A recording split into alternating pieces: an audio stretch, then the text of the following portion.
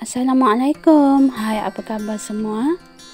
Hari ini menu Suri akan menunjukkan cara penyediaan ikan keli sambal cili padi ataupun ikan keli belado yang amat mudah disediakan dan juga sedap. Di sini juga menu Suri akan berkongsi tips bagaimana untuk menggoreng ikan keli supaya minyak tak terpercik keluar dan ikan keli goreng dengan garing. Sebelum tu, kepada semua, jangan lupa like, subscribe, tekan loceng, share dan komen ya. Jom ikuti cara menu Suri menyediakan ikan keli sambal cili padi ataupun ikan keli belado. Jom masak. Di sini saya menggunakan garam dan kunyit. Okey, boleh diletakkan di atas ikan keli. Gaul sehingga sebati dan tercampur rata dengan ikan keli. Ikan keli saya guna sebanyak 6 ekor. Ikan keli ni dah dibersihkan. Tips untuk supaya ikan keli betul-betul bersih dan hilang lendir, kita boleh basuh dan rendam seketika bersama asam keping. Boleh juga dibasuh dengan limau nipis ataupun asam jawa. Kita biarkan seketika supaya lendir-lendir hilang dan ikan keli betul-betul bersih. Kalau gunakan asam keping tu, gunakan dalam 5 hingga 6 keping. Kita rendam seketika bersama ikan keli. Setelah dibiarkan selama 15 minit, kita bolehlah cuci bersih. Kalau dah cuci bersih, bila kita goreng nanti tak akan terpecik-pecik keluar minyak. Bahagian tepi ikan keli ni kita kena buang. Di dalam ni ada orang panggil tahi telinga dia. Okey, antara bahan lain yang saya gunakan di sini ada 2 sudu tepung jagung, cili padi hijau, 2 biji bawang merah, 1 inci halia, 4 ulas bawang putih, 1 asam keping, garam dan gula secukup rasa. Okey, kemudian kita ambil tepung jagung, kita taburkan di atas ikan.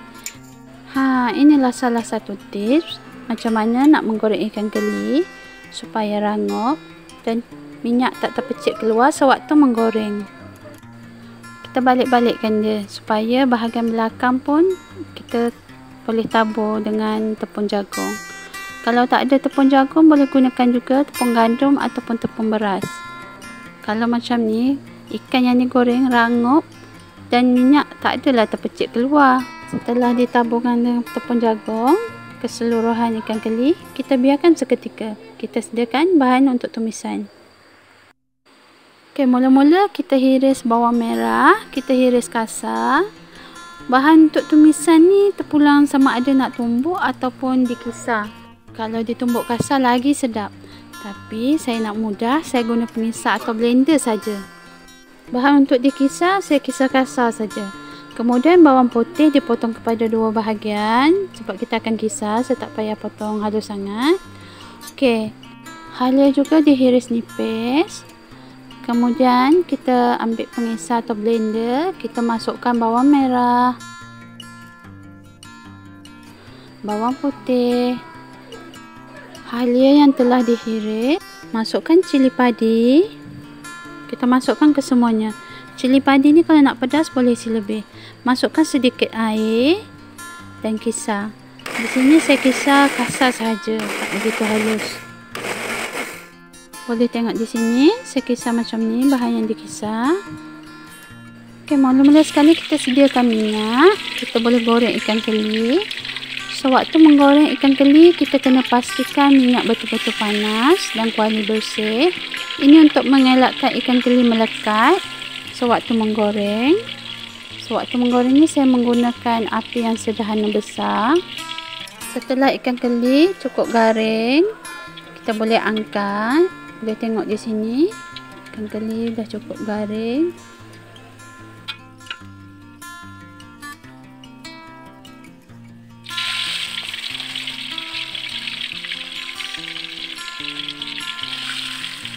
Sewaktu menggoreng juga, kita kena pusing ikan keli supaya masak di kedua-dua bahagian.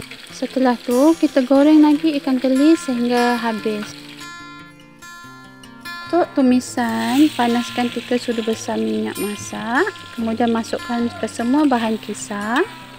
Kacau bahan kisar seketika.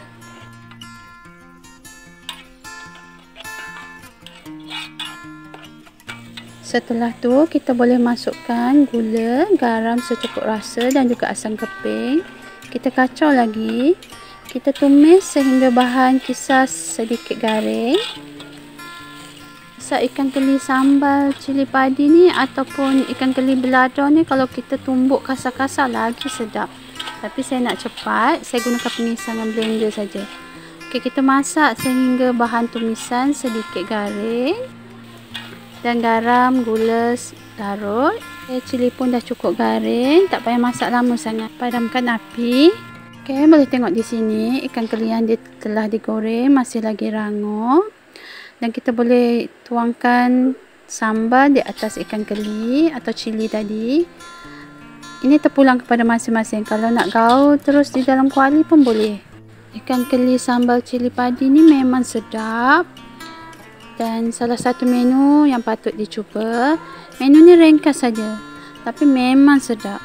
Rasa cili padi yang pedas, ikan keli yang garing dimakan bersama nasi putih yang panas-panas, amat menyelerakan. Kepada semua, Maenasuri mengucapkan selamat mencuba. Terima kasih. Bye.